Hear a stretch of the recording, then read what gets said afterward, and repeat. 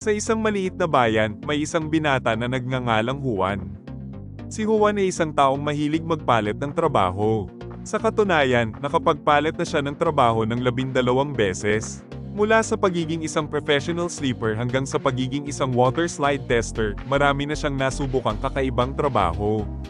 Isang araw, habang nagtatrabaho bilang pet food taster, nakilala niya si Maria, isang dalaga na naniniwala sa love at first sight.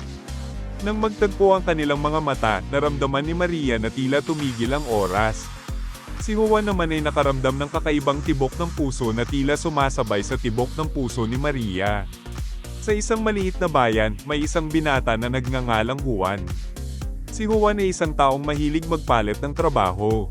Sa katunayan, nakapagpalit na siya ng trabaho ng 12 beses.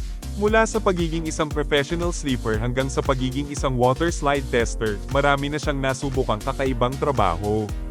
Isang araw, habang nagtatrabaho bilang pet food taster, nakilala niya si Maria, isang dalaga na naniniwala sa love at first sight. Nang magtagpo ang kanilang mga mata, naramdaman ni Maria na tila tumigil ang oras. Si Juan naman ay nakaramdam ng kakaibang tibok ng puso na tila sumasabay sa tibok ng puso ni Maria.